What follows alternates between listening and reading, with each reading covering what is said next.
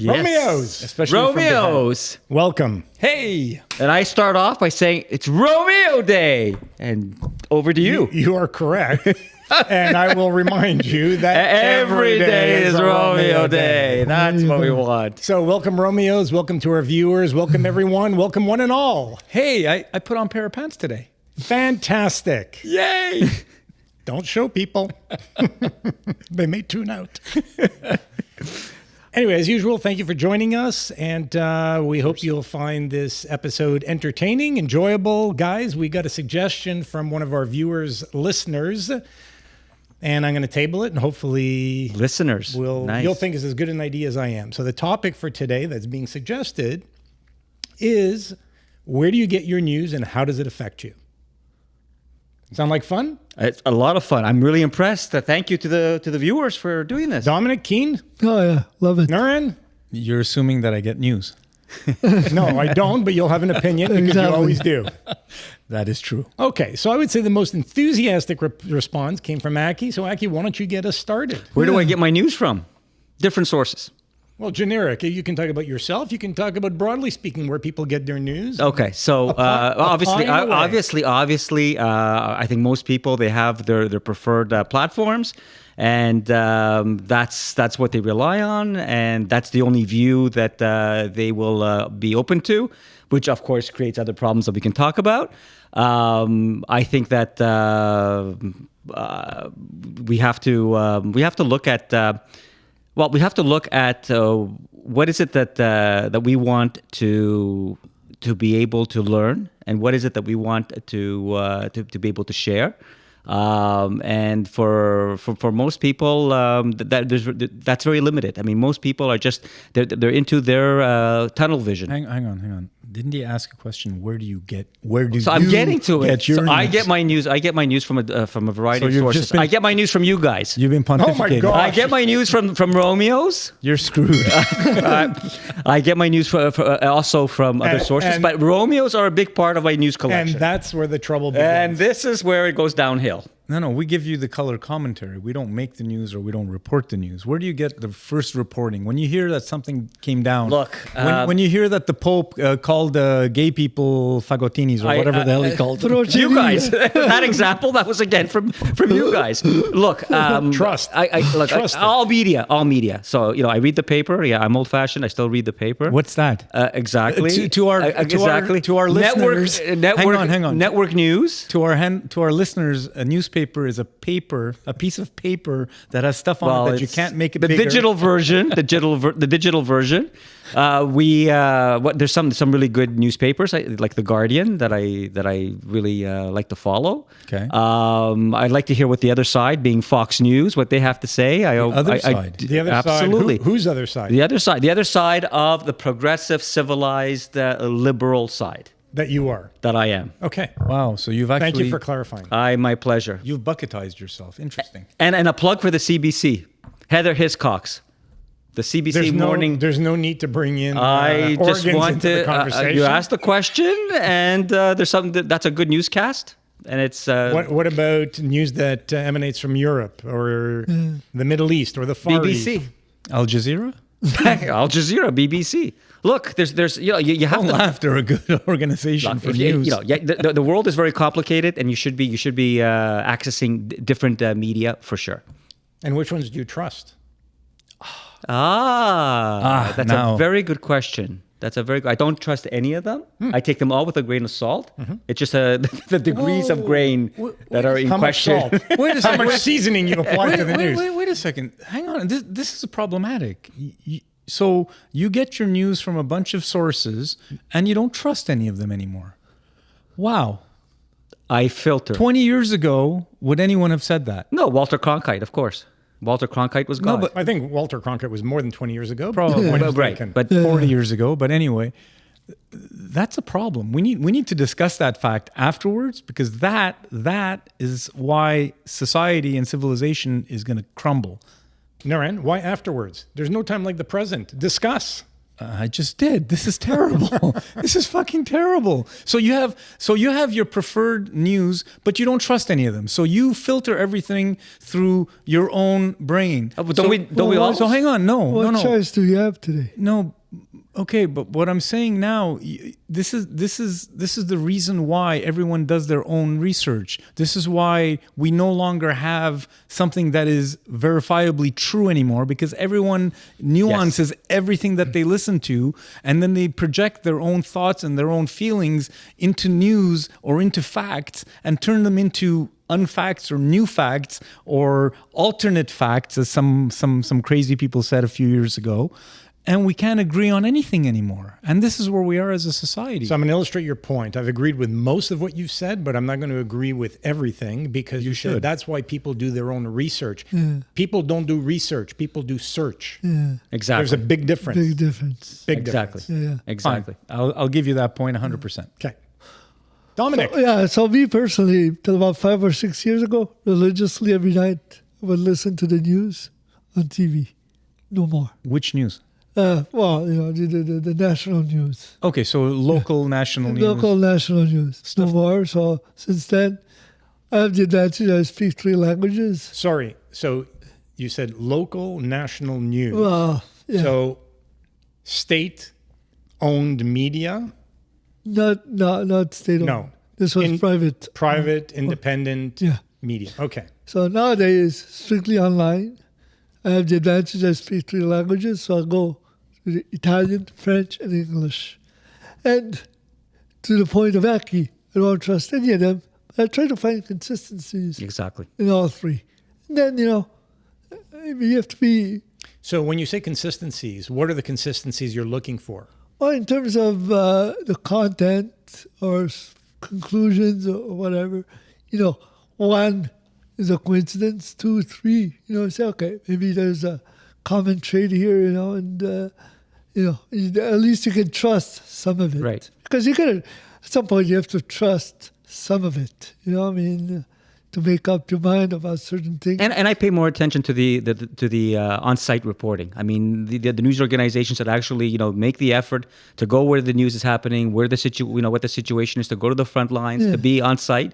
I think that's a major criterion. Okay. So, but even then, when we say on-site, how do we know that what we're seeing is an accurate representation of what's happening on a more than very local scale? Well, sorry, but I mean, I'll give you an example. Someone is standing in some foreign country, right, in front of a hospital or school that's just been decimated, right, and they're reporting on the atrocities that have occurred during that particular period of time, and their comments are applying to a geographical region or area that extends well beyond the location that they're standing in. Well, this is how do we know how accurate that is? Number one, you have to judge. I look at if it's one thing if it's a 20-second spot. It's another thing when it's a minute spot. There's how much reporting is being done, how much digging has been done. That's a part of what I'm looking for. How about the outlet? If it's BBC versus Newsmax or something, do you actually give some strength to credibility? It's a credibility, absolutely. I would give a CBC credibility over Newsmax. Okay, for sure. Yeah, and that's based on history, based on reputation, based on standards. So I'm going to go back in time. You mentioned Walter Cronkite and his successor, if I'm not mistaken, at CBS News, which was a very credible news organization, was Dan Rather. Was Dan Rather his successor, his immediate successor? Maybe. Anyway, I believe for so. argument's sake. And Dan Rather got caught up in what amounted to a distortion of the truth, with George W. Bush, which was reported as a factual news story. Correct. It, at the time, that destroyed his career.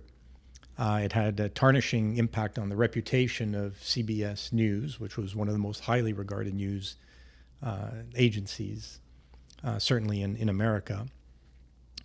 And from that point forward, I remember thinking to myself, okay, who do we trust for accurate information reporting?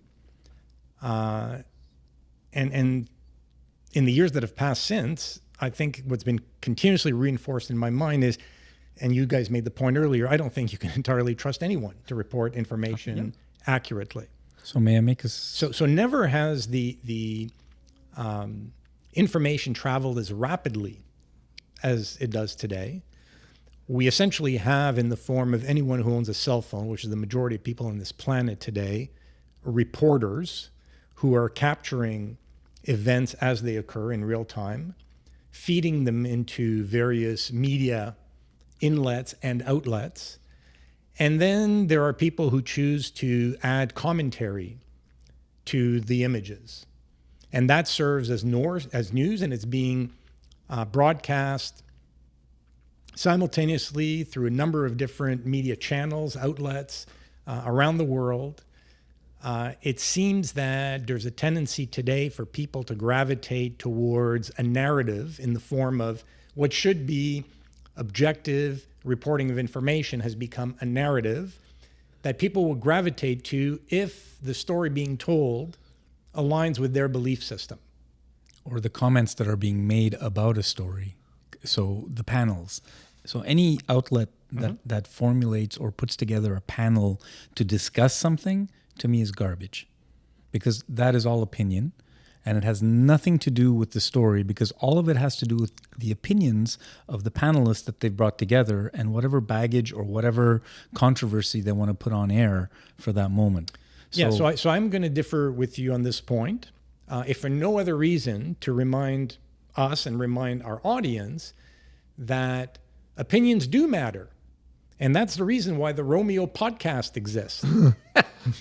I know, but we're not telling Nice people... segue, Pat. Really nice segue. Artiste at work. But I'm sorry, but we're not marketing ourselves as a news organization. No, certainly so not. The problem that I have with any news organization like Fox News, like CNN, like MSNBC, like Newsmax, like all of them, left, right, centrist, I don't give a shit. They're all garbage if you put talking heads in front and then people give their opinion. Well, I thought that Biden was this and I think that Trump is this. And well, when Trump said this, he meant that. Stop. We don't need all of this garbage. It's just there to fill up airtime because now we have 24/7 news outlets that need to fill in airtime. yeah, but no, that's only one facet of news. To me, the biggest problem with news is because it's so easy to produce content. Content these days, there's so much of it. You don't know what's true, what's not true, and you're faced with this overwhelming quantity of news. But let's take a step back, because I think we need to define what news is. You're talking about panels that are aimed at having individuals express their opinions, their views. Of a topic, yes. And just because that program is being broadcast on a news channel doesn't mean that that is news. That's the problem. It's being positioned or portrayed. Well, it may or may not be. So I don't have an issue with people expressing their opinions. I'm all for it. And I just want to draw a distinction between opinions and fact, and what should be factual reporting of information. So I would say that you're intelligent enough to know the difference between the two.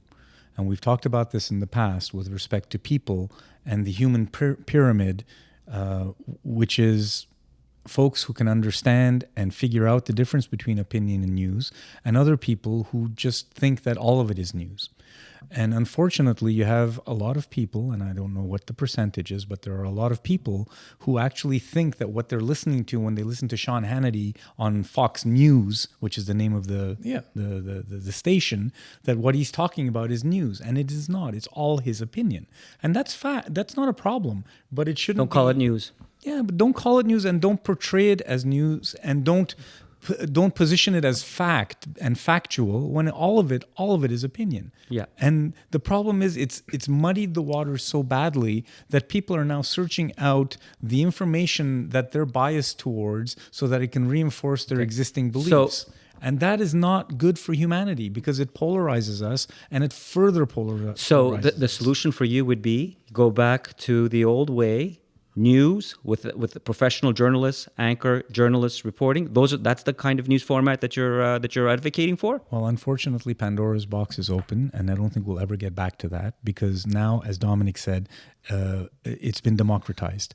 Everyone with a phone in their hand now has a camera and the ability to post real time on X. They could put it on what is it, Facebook? But that's another problem. But let's tackle the problem that you're bringing up, which is the panelists and the talking heads. No, that's not the only problem. My problem is with all of it. My problem is the fact that no one knows what truth is anymore. That's the problem. We've all muddied the water. Yeah. Everyone's opinion is pseudo-truth. Hey, I believe this, therefore it must be true. And then you've got people who have followings of, millions of followers who are talking about flat Earth and no vaccination and we didn't evolve. We came from whatever. Aliens brought us here. Whatever the theory that they want to bring forth because they feel like it, they believe it's their truth, comes out as if it is the truth, which isn't backed by any scientific method, which, back to your point, everything should be backed up with scientific method.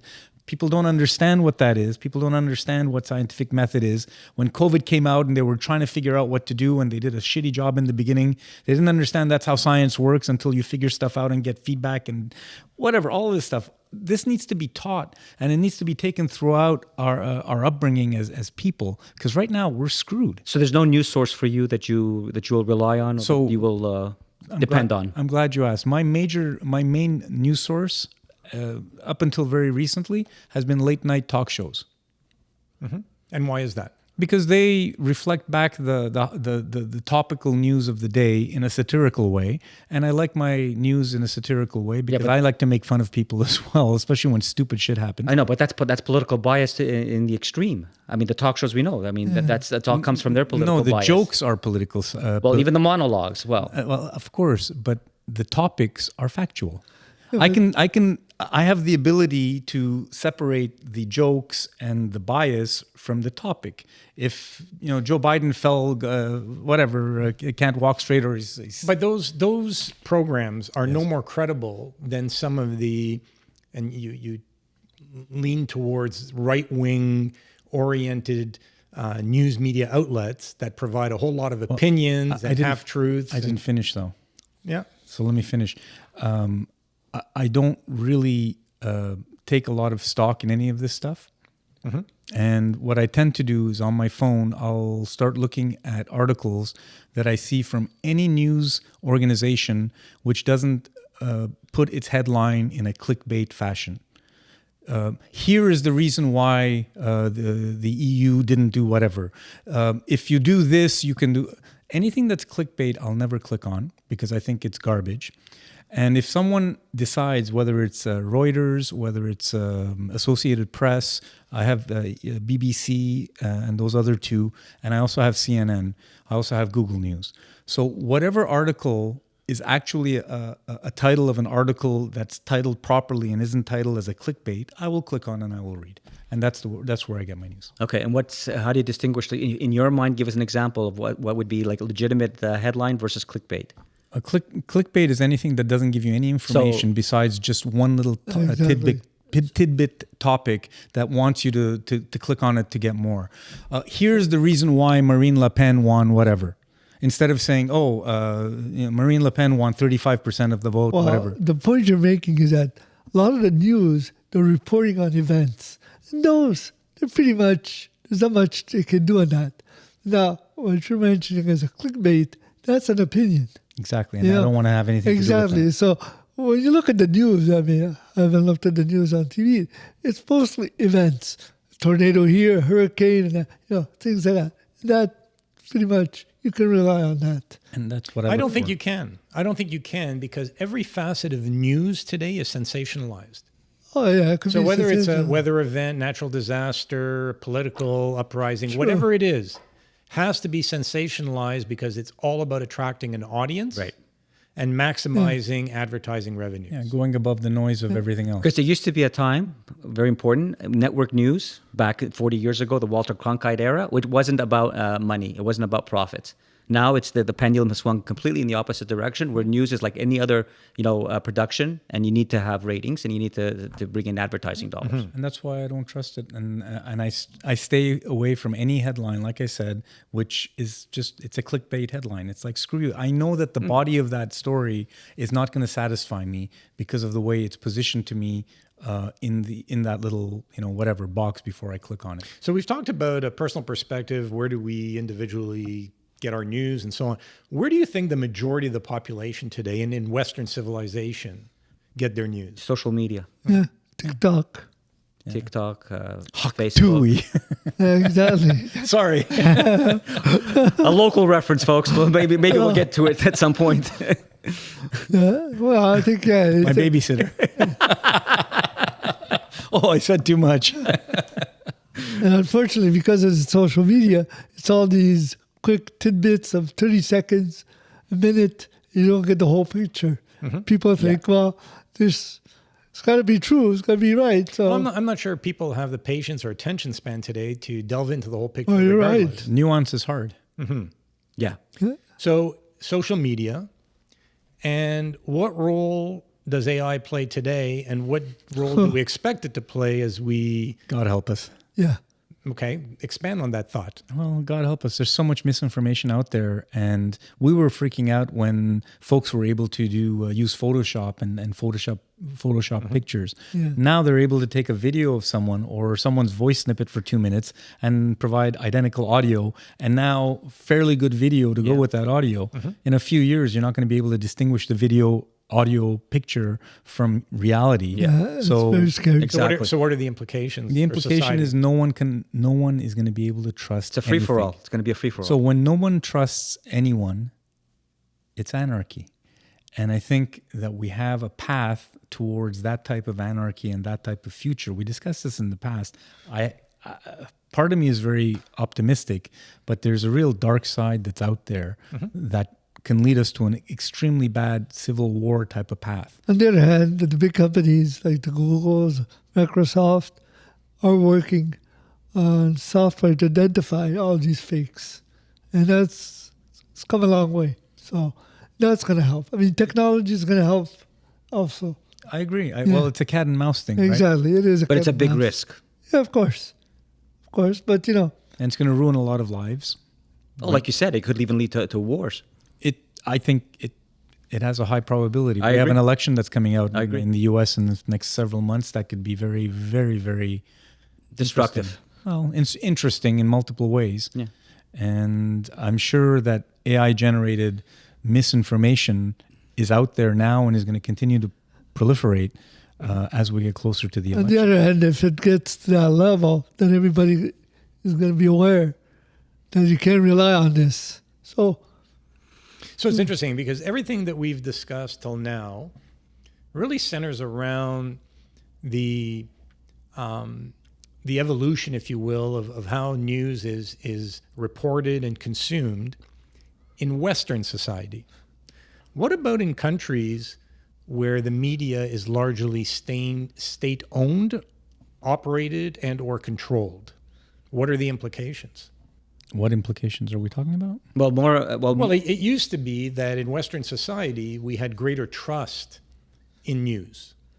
But where you're talking about countries which control the news, control the media, control the information, So, that historically was viewed as less trustworthy. but But based on what we've all described, which largely applies to Western society, I disagree. it seems that there is no longer any trust. I'm saying, so how does that I dis- contrast, if at all, to what's happening in countries that essentially government operates the news? well, underground social media is huge. in Well, those besides places. China is what I was going to say. Exactly Yeah. the same thing. Besides China, who have a way to actually look into every citizen's phone. Besides them, every other country have the personal Underground social media. But underground means, by its sheer nature, underground means that it is a subset, a small percentage of the overall population Not really. that is leveraging. It depends on the country. Like in the Philippines, for example, the Philippines have a very authoritarian government. And there's the state media there is very powerful, but the population, they are like on Facebook en masse, and when there's been reports about this, and they've gone to the Philippines, I mean, people really, everything they will quote comes from the social media. But that tells me that in a country like the Philippines, perhaps the government is not as effective in managing as China. Their media. Right. Well, or Russia. The majority of Russians Yeah. take the information that's fed to them. And I know there are people who are getting their news from other sources. Yeah, Russia- and who descend. But in Russia, Yeah. where I would argue Putin has put in place a highly effective Yeah, news and propaganda machine, exactly. the majority of the population Yeah. believes what is being fed to them. So Russia, how China, is that different? North Correct. Korea. Yeah, but I think Russia and China are different from other countries, like African countries, where people are just striving to live, to survive. So news is not important to them. So I think there's a lot of countries like that. Africa, Asia. No, people are just trying to survive. So news. I'm not making the connection. I don't see. Because they don't have time. They're just struggling to just survive. To them, news is secondary. I'm not sure about Well, that. no, but I'm struggling because I think of countries, for instance, where they may be third world living conditions. Most people are living in poverty, and the government is saying, they're controlling the messaging, and they're saying not to worry, we have things under control, things will improve. Do people buy that, or do people not buy that? Do they say, well, my situation and the people immediately around me are perhaps in dire straits, but we're being told by our government that things will improve? Because I think people trust their eyes more than their ears. Right. So I would give you two concrete examples to make the case. You're right about Russia, the Russians and Putin. They've put in place like an ironclad state controlled media, which most people are influenced by and most people rely on. Then you have the opposite extreme, which is Iran. Iran is the opposite. It's a young country. Their demographics are on the younger side. And Iranian youth, professionals, well-educated, they are on social media. They are absolutely, dissenters against their own state. And there's a whole, counter-revolution on social media in Iran. So there's an example of the Iranian government, the dictatorship, undoubtedly controlling all the levers of media. But in terms of day-to-day impact, people are motivated and are looking for relief on social media. What type of relief are they looking for? Political commentary, organizing, mobilizing, the women's movement, the women's uprising of last year. That all was initiated by social media. And how effective has it been? Well, it shook the regime. Well, that's it not a shook fair the question. regime. Why not? That's not a fair question. And we're talking about it because it's not about the effectiveness. It's the fact that it was allowed to begin because of subversive media or absolutely availability. Well, it was of enabled social. by. I don't think it was allowed. Right? It was enabled. Right. Fine. So, but that's only And going I'm to still build. looking for impact because Well, it's come back better to the than original nothing. I'm not questioning the degree. I'm asking how effective. It could very well be that it's a movement in the right direction, but to date, it's been largely ineffective in that it hasn't resulted in widespread change Not yet. in how people live. And they talked about the Arab Spring at one point, right? Right. This was many years ago. Which was also social Which was media social driven. media Okay, fed. so you just said many years ago. Right. And so where are we today? Okay, but the question isn't how effective is it? It's where are people getting their news from? No, and how does it impact their lives? Well, that again. Well, the Arab Spring, a lot of governments fell. Number one, so it was on that level, it was very effective, and it's a process. And we know about Iran. Iran absolutely is a pariah. And the fact that we all agree that Iran is a pariah. Well, this is this is the reality on the ground that we are able to point to, and it comes from these movements, these subversive initiatives on social media and other media. So Iran is really in turmoil. So how do we fix the problem, which I think is the fact that no one can trust what they read or see anymore? How do you fix that? Well, I don't think the problem of trust is ever going to be fixed. Exactly. Because with the advent of new technology, if anything, it's going to facilitate an even broader, wider spectrum through which misinformation can spread to populations at large. So Pandora's box is open. It's open, and if I look at what's happening in various regions of the world, whether we're talking about countries or states that essentially have control, could be tight control, lesser control over the media and news being disseminated to the population, or in countries where there's a much freer expression of news. You look at Western Europe, you look at North America, we all seem to be headed in the wrong direction.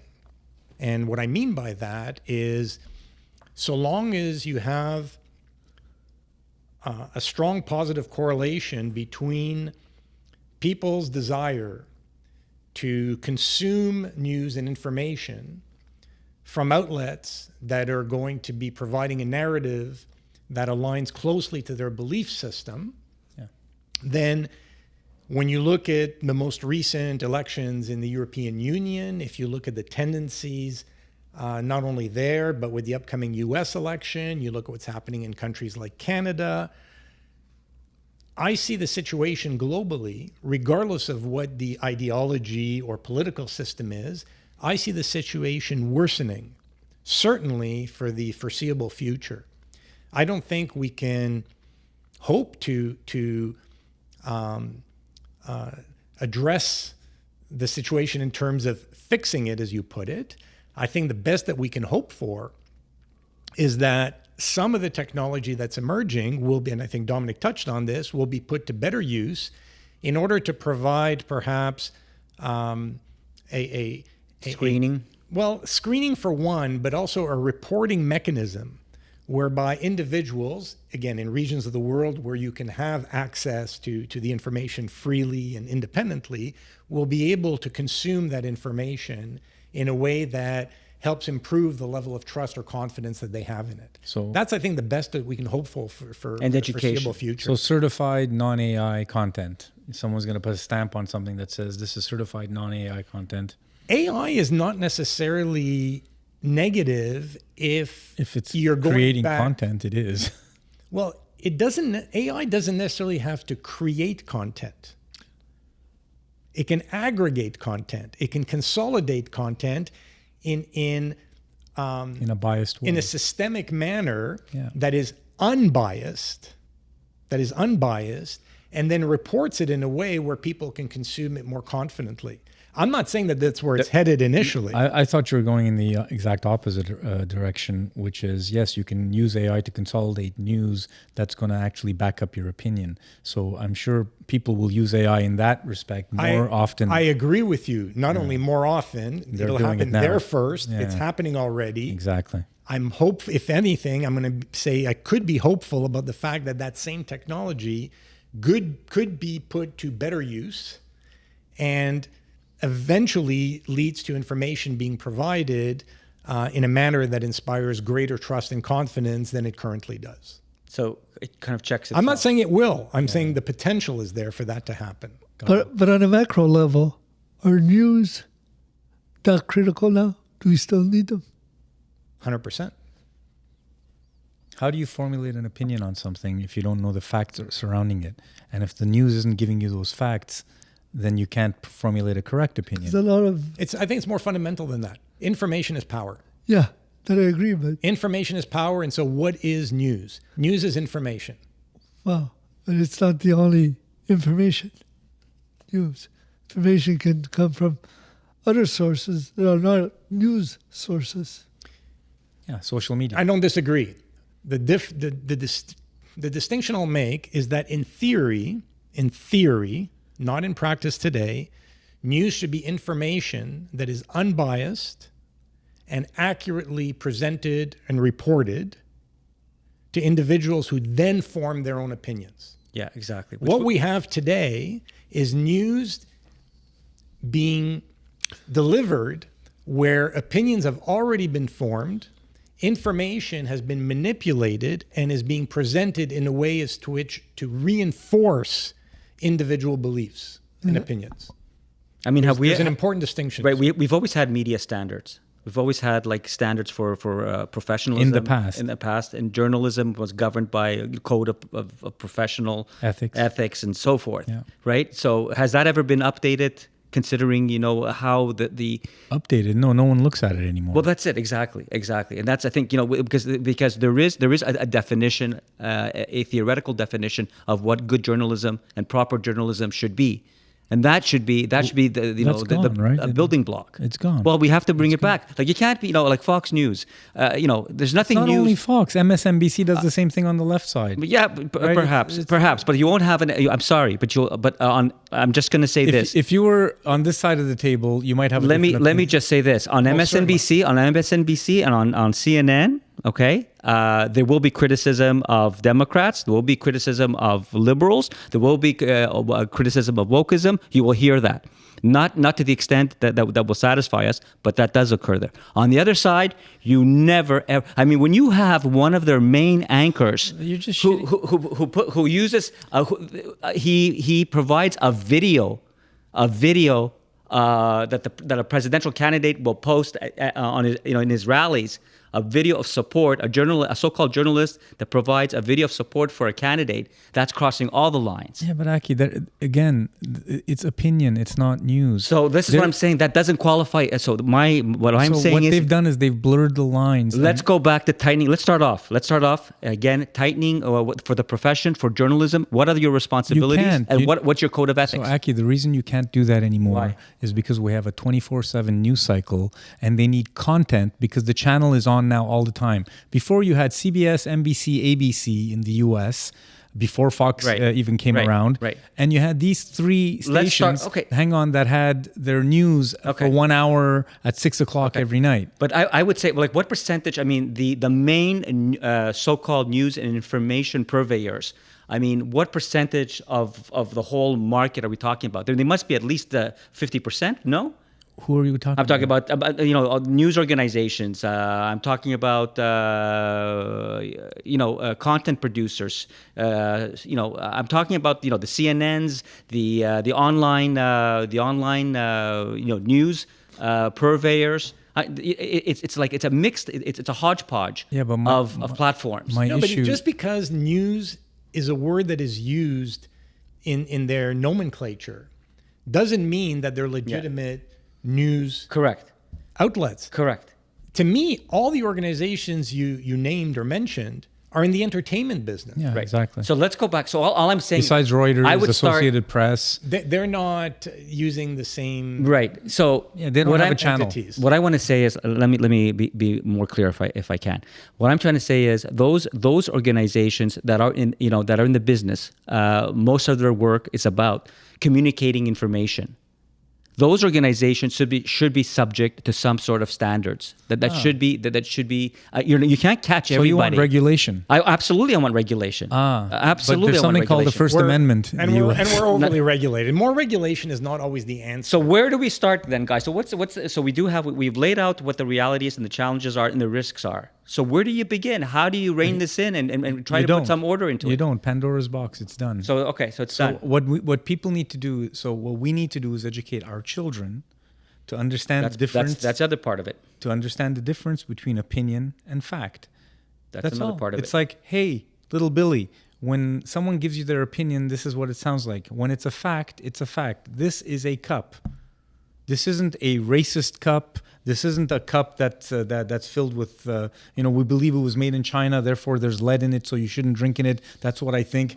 When I smell it, No, this is a cup. Just give me the facts. Don't give me all the bullshit around it. Don't give me your opinion about the facts. Oh, I think this is a cup because of the shape. No, I don't give a fuck what you think. You just tell me the facts. They have to understand that. If they can understand that, they can. But those are editorial standards. You're describing editorial standards. Those are the practices. We're not going to get that. No, because we have the economics don't support it. Correct. 24/7. And that's the other piece. It should not be for profit. News should not be for profit. That's a belief that you hold. The fact of the matter is that it is for profit today, and that's not going to change. It's not. That undermines it. And the state that pays for that news outlet can now manipulate that information, which perhaps the CBC or others do for the Liberal government in Canada. They're supposed to be independent of They are of supposed government. to be, BBC, but their the same funding, thing. but the funding is coming from somewhere. So I kind of disagree with you on that as well. No, but okay, but you can't have it both ways. You know, as an advanced society, you need to have a national broadcaster to tell your story, to unite the country. Why? no. America. No. America PBS. did not. Okay, it's not No, public. that's it's not government. I mean, It's public funded. It's not government. It's not government funded. And right. and when you talked earlier about CBS, ABC, NBC back in the day, if we go back to the 1960s, Yeah. 1970s, those weren't government That's run. exactly. But Those were divisions. We agree. Divisions We agree. within larger broadcast. we agree. Correct. But let's do corporations. but let's do our homework. Let's look at the national broadcasters like the You're CBC. not There's gonna- strict rules in place. You're not going to fix it that way. The only way you're going to fix it is the people that consume it. You have to educate You have the to do both. consumers. You have to do both. You have to regulate it properly. You have to have an updated code of ethics and professional standards. So you're going to take Fox News and MSNBC to court totally. for their. I'm not going to give you a license. I'm not going to. And the First Amendment rights that they have are taken away from Let's- them. No, and you can't.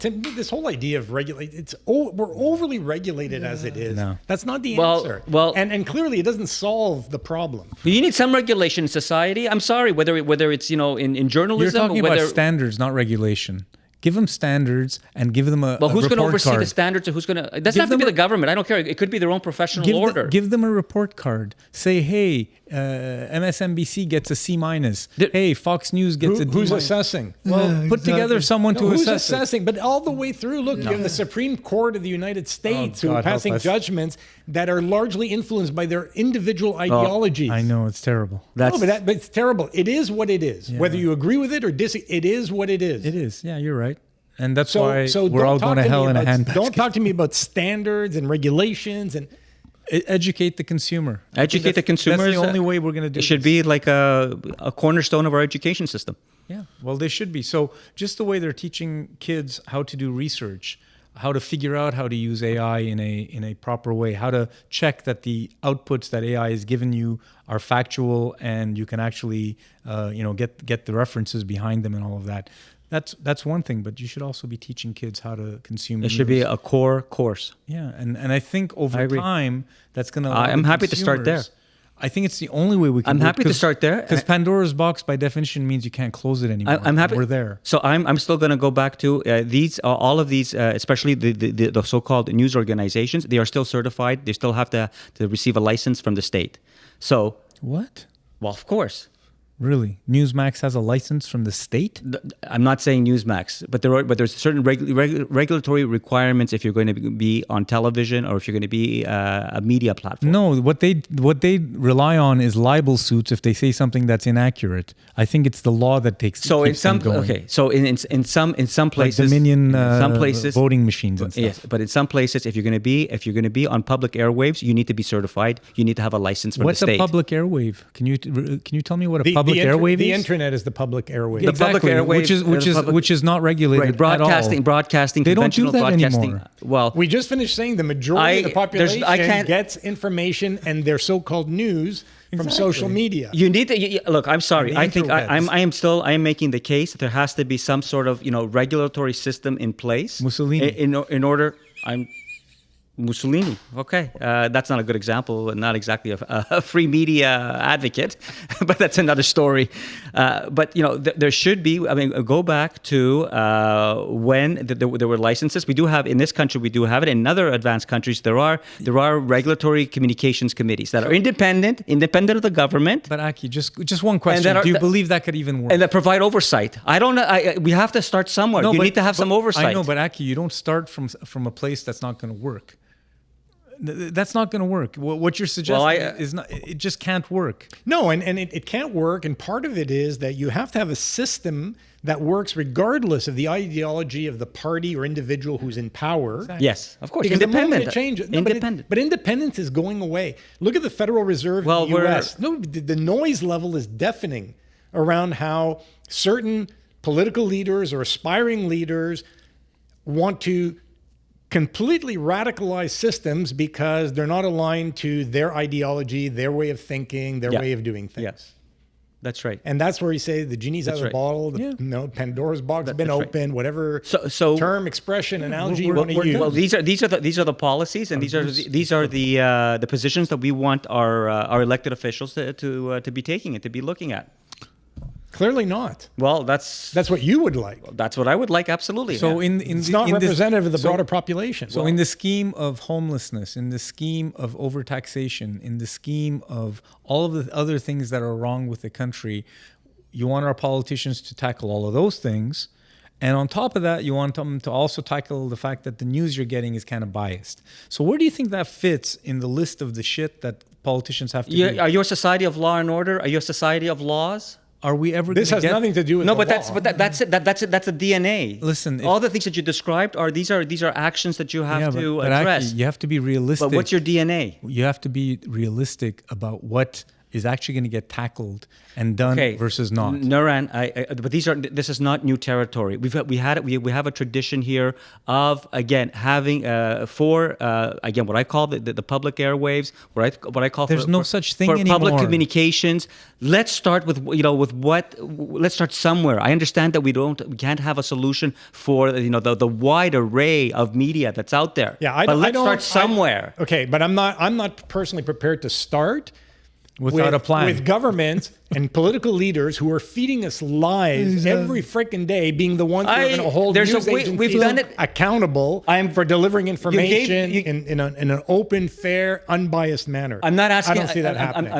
I'm asking for government, as government has done before, to put in place impartial, professional oversight groups. That's what I'm asking for. Like the Federal Reserve. In the end, it's everyone's responsibility to be discerning of what they hear, what they read, What he said. and what we're told. Yeah. Exactly. It's the only way. It's not the government. It's impossible.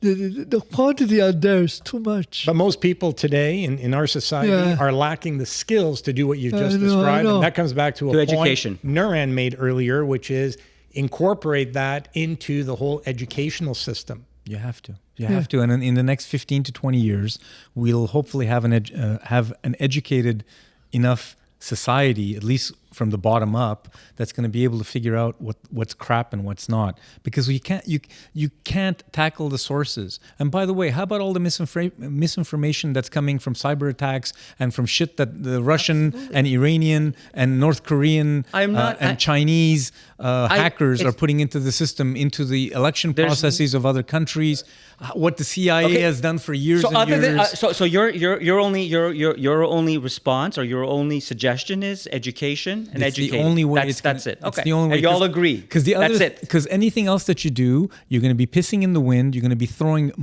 good money after bad money, and nothing will get accomplished besides money being spent on useless shit that could be spent on better shit. That's all I. So I will agree from the standpoint that if you're looking for a so-called solution to the problem we described earlier, I think that what Nuran is suggesting has the best chance at leading us to a better place than we are today, although it could take 10, 15, 20 years. Yeah. It's the only chance we have, I think. And there are no guarantees we're going to get there. There's no guarantees. But it's at least 10, 15, 20 years. Right. It's a generation. Yep. So what we discussed in Western society for sure, and perhaps in other regions of the world as well, most of the news is being consumed today through social media. Yep. It's definitely having an impact on people's lives. And generally in a way where the news they're consuming, the way in which they're consuming it is aligning to their belief system. Yeah. And that's the narrative they're going to gravitate towards. Which is aggravating the division and conflict. Reinforces the Division polarity, and the polarity that we have in our society. Exactly. Right. Polarizing our society. So that's where we are. Hopefully we get to a better place. But if we do, it's going to be years from now. Oh, yeah, God help us. easily. Anyway, good conversation, guys. Enjoyed it. Hopefully you Important did as one. well. Hope viewers enjoyed it. Thanks for joining us. See you next week. Bye, guys. Bye.